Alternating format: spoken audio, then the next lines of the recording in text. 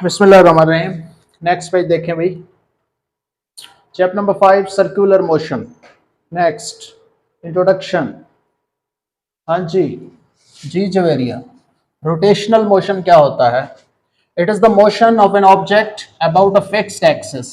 ये चीज इंपॉर्टेंट है कि ये फिक्स्ड एक्सिस के अबाउट होता है। In this type of motion the body rotates on its own axis, अपने ही एक्सिस के गिर्द मूव करता है, जिसको स्पिनिंग कहते हैं। पासिंग थ्रू इट, जो उसी के अंदर से पास हो रहा होता है।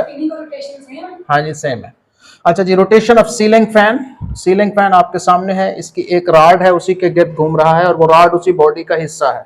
ठीक है, हाँ जी। इसी तरह स्पिनिंग टॉप, एक लट्टू की आप देखें, लट्टू को जब आप घुमाते हैं तो उसी में से ही एक्सिस गुजर रहा है, तो एक्सिस ऑफ रोटेशन उसी बॉडी के अंदर होगा।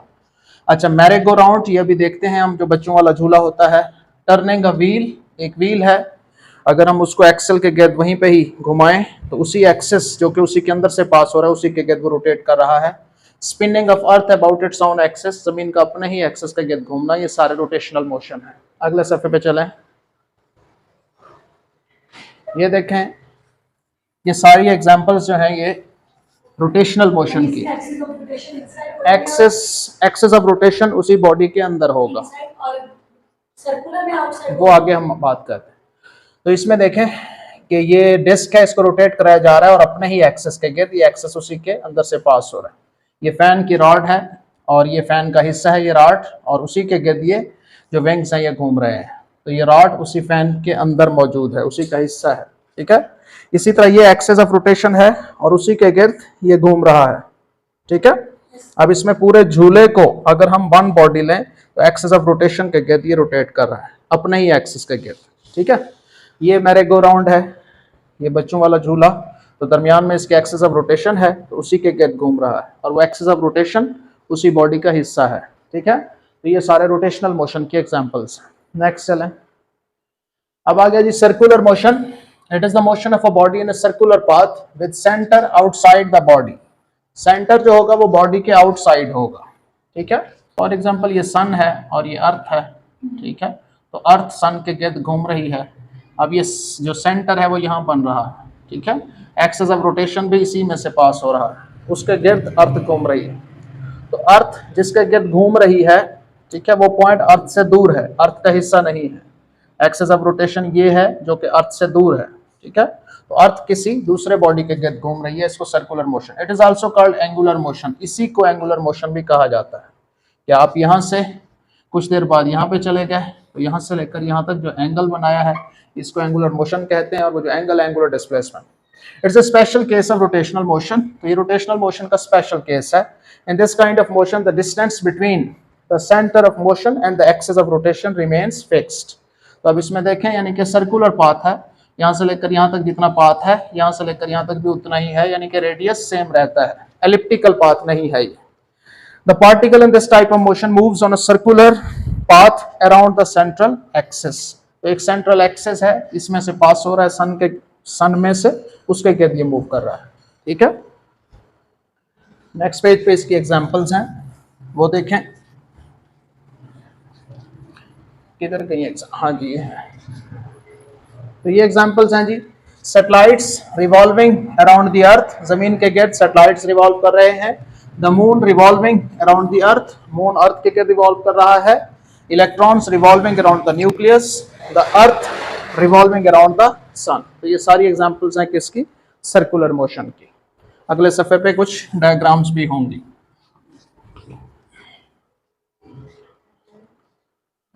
तो ये देखें जी, ये सैटेलाइट है, ये अर्थ के गिर्द घूम रहा है। तो सैटेलाइट का जो मोशन है सर्कुलर मोशन है। क्यों? क्योंकि एक्सिस ऑफ रोटेशन इसमें से पास हो रहा है और वो सैटेलाइट से दूर है। इसी तरह से ये एक पत्थर है, ठीक है, ये घूम रहा है, तो एक्सिस ऑफ रोटेशन जो है इस शख्स में से पास हो रहा है, उसी के गिर्द पत्थर घूम रहा है, तो पत्थर से एक्सिस ऑफ रोटेशन दूर है। इसी तरह से ये देखें, ये एक्सिस ऑफ रोटेशन है, उसके गिर्द कोई पत्थर घूम रहा है। ठीक है, इधर ये देखें, ये सन है और ये अर्थ है, और ये अर्थ सन के गिर्द रिवॉल्व कर रही है। ठीक है, तो किसी दूसरे के गिर्द घूमना ये सर्कुलर मोशन होता है जी। वकार नेक्स्ट, अब हम कुछ एंगुलर क्वांटिटीज को पढ़ेंगे क्योंकि पिछले जो 2-3 चैप्टर्स थे उनमें लीनियर क्वांटिटीज को डिस्कस किया था, तो अब एंगुलर क्वांटिटीज और यही सबसे मजे के हैं। अब इसमें जो बेसिक क्वांटिटीज हैं उनमें सबसे पहले एंगुलर डिस्प्लेसमेंट, जिसको आप एंगल भी कहते होते हैं, ठीक है। तो सबसे पहला है एंगुलर डिस्प्लेसमेंट। तो बहुत सारी एंगुलर क्वांटिटीज, जब कोई बॉडी लीनियरली मूव कर रहा हो तो linear displacement, linear velocity, linear acceleration, लेकिन जब वो घूम रहा हो तो angular displacement, angular velocity, angular acceleration आ जाते हैं। लीनियर भी शामिल है उसमें, लेकिन साथ में एंगुलर भी आ जाते हैं। और एंगुलर डिस्प्लेसमेंट को हम नॉर्मली अगर स्मॉलर है तो डेल्टा थीटा, और वो वेक्टर क्वांटिटी होती है, अदरवाइज सिर्फ थीटा से भी जाहिर कर सकते हैं। तो एंगुलर डिस्प्लेसमेंट को अब हम एक्सप्लेन करेंगे जी वकार। नेक्स्ट, तो एंगुलर डिस्प्लेसमेंट क्या होता है जी? द एंगल सबटेंडेड, जो बनाया गया eight the centre of a circle, circle के सेंटर पे, ये सेंटर है, ये वाला सेंटर है, और ये पूरा सर्कल है और ये सेंटर है, और यहाँ पे एंगल बना है इनिशियल और फाइनल पोजीशन के दरमियान में, ये रेडियस और ये रेडियस, इसके दरमियान जो एंगल बना है थीटा है। When a particle moves along the circular track, जब एक पार्टिकल यहाँ से यहाँ तक चला सर्कुलर ट्रैक के अलोंग और आगे भी जाएगा, तो वो जो एंगल बना है उसको हम कहते हैं angular displacement in a given time, किसी खास वक्त में, is known as angular displacement, ठीक है। It is represented by delta theta, इसको कॉमनली डेल्टा थीटा से जाहिर करते हैं। It is a vector quantity, लेकिन याद रखें ये स्मॉलर के लिए वेक्टर क्वांटिटी है, लार्जर के लिए कम्यूटेटिव लॉ को ओबे नहीं करता, इसलिए लार्जर एंगल के लिए जो लार्जर एंगल है वो वेक्टर नहीं है, जो कि कम्यूटेटिव लॉ को ओबे नहीं करता, ठीक है। स्मॉलर के लिए वेक्टर क्वांटिटी है। अच्छा, it is a dimensionless quantity, ये बहुत इंपॉर्टेंट है नए बच्चों के लिए। डायमेंशनलेस क्वांटिटी क्यों है? क्योंकि theta is equal to S over R होता है, एस की डायमेंशन भी एल है और आर की डायमेंशन भी एल है, फासला तो ये कट के 9 डायमेंशन होगा, तो इसकी यूनिट तो है लेकिन डायमेंशन नहीं है। अच्छा, अब हमने कन्वेंशन लगाई हुई है कि positive for anti clockwise rotation, अगर एंटी क्लॉकवाइज रोटेशन है, ठीक है, एक्सिस ऑफ रोटेशन को आप ग्रैस्प करें,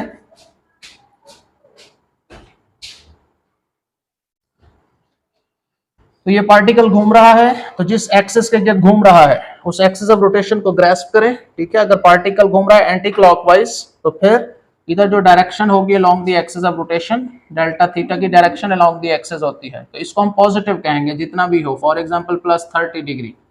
लेकिन अगर क्लॉकवाइज घूम रहे हैं तो फिर माइनस 30 डिग्री लिखेंगे, ठीक है। तो ये कन्वेंशन है।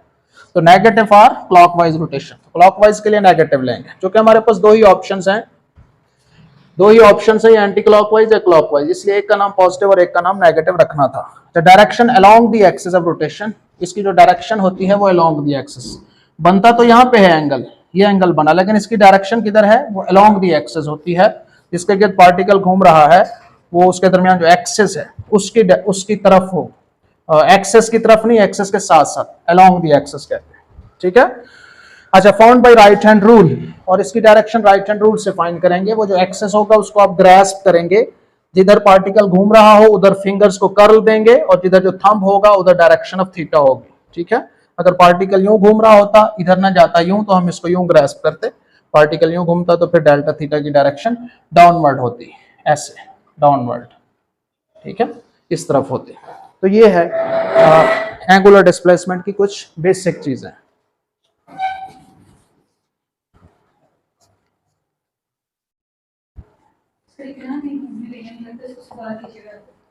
ठीक है, सजा मुकर्रर करते हैं कुछ चीजों की ना इसके बाद। हाँ जी, नेक्स्ट। अच्छा जी, अब इसकी यूनिट्स हैं, सबसे पहली है रेडियन। तो it is the angle made at the centre of the circle by an arc whose length is equal to the radius of the circle, ठीक है। अगर आप फॉर एग्जांपल रेडियस है इसका 10 सेंटीमीटर और आप पॉइंट ए से पॉइंट बी तक भी उतना ही चले हैं, यानी कि एस भी 10 सेंटीमीटर है, तो फिर सेंटर पे जो एंगल बनेगा वो 1 रेडियन होगा, ठीक है। जितना रेडियस है आपने सर्कुलर पाथ के अलोंग फासला भी उतना तय किया, यानी कि एस की या आर्क लेंथ की वैल्यू भी उतनी ही हो, तो फिर जो एंगल बनेगा वो 1 रेडियन के बराबर होगा, ठीक है। यानी कि थीटा 1 रेडियन होगा कब? जब arc length is equal to radius. समझ आ गई? इसको 1 रेडियन कहते हैं। अच्छा, दूसरा है रेवोल्यूशन। रेवोल्यूशन एक चक्कर, तो एक चक्कर वैसे तो लिखने में एक चक्कर है, लेकिन ये एंगल की यूनिट है। ये ऐसा यूनिट एंगल की, और ये अदर यूनिट्स में आती है, ये बड़ी यूनिट है, ठीक है। ये बिगर यूनिट आती है किसकी, एंगल की। अच्छा, a complete round trip of a body moving along a circular track, तो एक पूरा साइकिल ए से चले वापस ए पे पहुंच गए, इसको 1 रेवोल्यूशन कहेंगे, और हम theta is equal to 1 revolution कहेंगे। कोई पूछे कि 1 रेवोल्यूशन क्या है, तो आप कहेंगे कि पूरे एक साइकिल का एंगल, उसको 1 रेवोल्यूशन कहा जाता है, ठीक है। तो अच्छा, अगर रेडियन में इसको कन्वर्ट करें तो 1 रेवोल्यूशन 2 पाई रेडियन के बराबर होता है। ये कन्वर्शन भी साथ साथ। इसके बाद तीसरी है डिग्री। ये यूनिट ये छोटी है उससे, ये स्मॉलर यूनिट है कंपैरेटिवली, ठीक है, स्मॉलर यूनिट है। इफ द सर्कमफेरेंस, अगर पूरा जो सर्कल की लंबाई है, मुहित है, is divided into 3 equal parts, उसको 360 हिस्सों में तकसीम कर दें, then the angle made by each part, तो हर एक टुकड़े ने जितना एंगल बनाया होगा, at the centre is called 1 degree, उसको 1 डिग्री कहेंगे, ठीक है। मिसाल के तौर पर ये एक सर्कल है और इसको आप 360 बराबर हिस्सों में तकसीम कर देते हैं, ठीक है। वालेकुम अस्सलाम। इधर देखें भी खामोशी से। तो अगर आप इसको 360 बराबर हिस्सों में तकसीम कर देते हैं, ये फॉर एग्जांपल यहां से लेकर यहां तक एक टुकड़ा है, फिर ये 2 टुकड़े हैं, फिर ये 3 टुकड़े हैं, इस तरह आप 360 डिग्रीज में कन्वर्ट, आप 360 टुकड़ों में तकसीम करते हैं, और ये एक टुकड़ा है, ये एक टुकड़ा है, ये दूसरा है, ये तीसरा है, इस तरह 360 टुकड़े बनाते हैं। तो किसी भी एक टुकड़े का जो एंगल बनेगा उसको 1 डिग्री कहा जाता है, ठीक है। पूरे एक दायरे को 360 टुकड़ों में बराबर हिस्सों में तकसीम करें, फिर जो एक टुकड़ा बनेगा उसका एंगल कितना है, वो 1 डिग्री कहलाया जाएगा, ठीक है। तो सारे मिलाएंगे टोटल 360 डिग्री, ठीक है। तो अब हम अगर इनको कंपेयर करें तो पूरे एक साइकिल के लिए 1 रेवोल्यूशन होता है।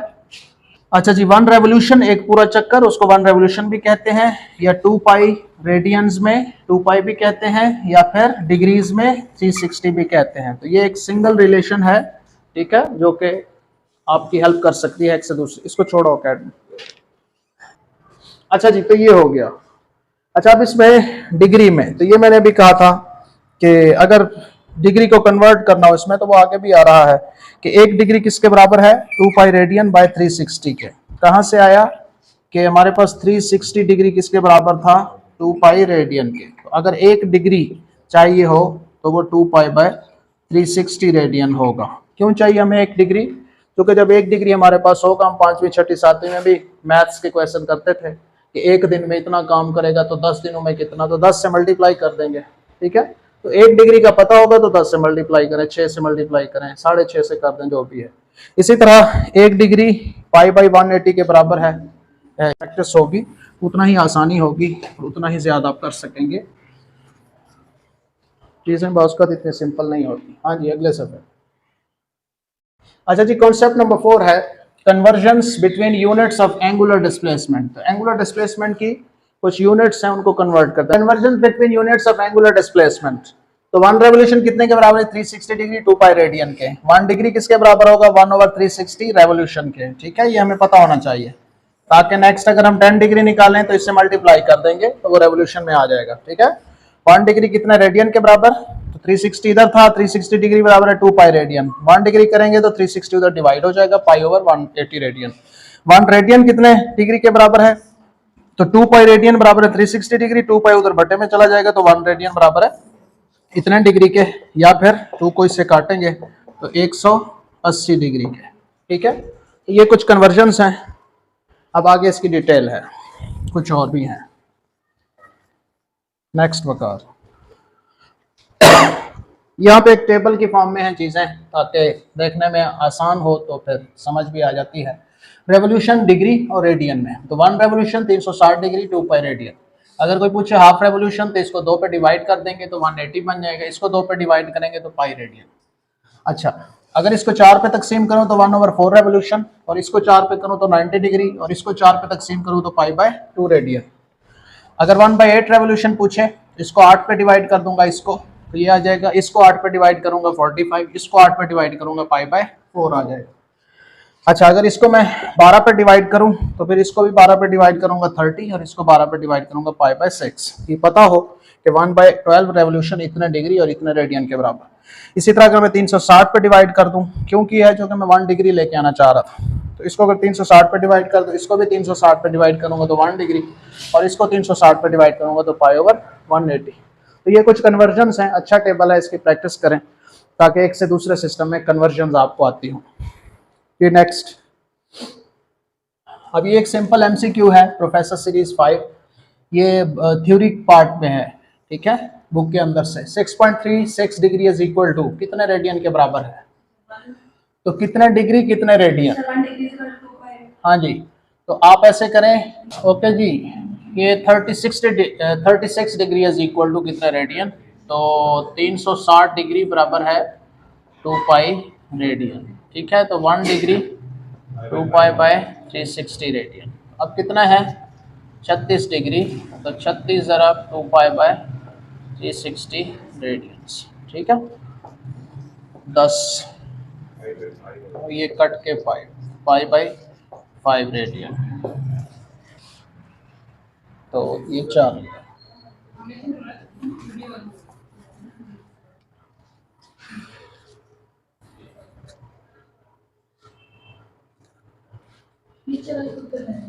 करें, 2 रेडियन इज इक्वल टू कितना डिग्री? तो 2π radian is equal to 360 degrees.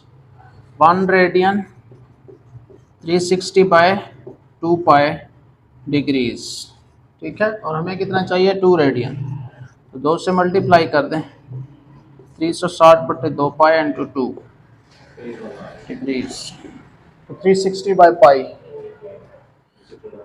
360 तक़सीम में 3.14। अब क्या आएगा? 114.6 डिग्री एग्जैक्टली। ये कैलकुलेटर से देखा? हाँ जी, बस ठीक है। और ये चूंकि असल में एफएससी वालों के लिए है और उसमें कैलकुलेटर अलाउड होता है, इस वजह से हाँ, ये पकड़ता, ठीक है।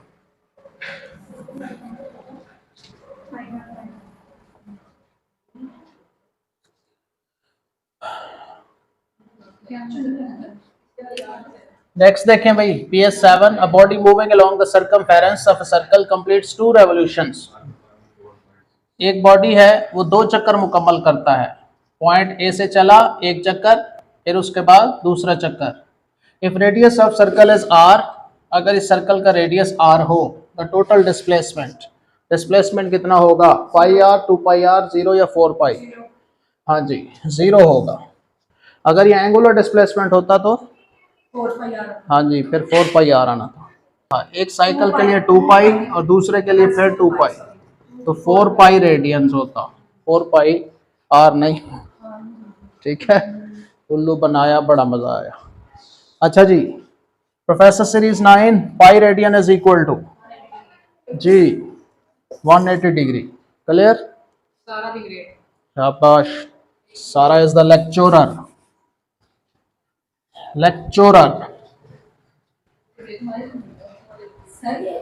हाँ, बोल दो।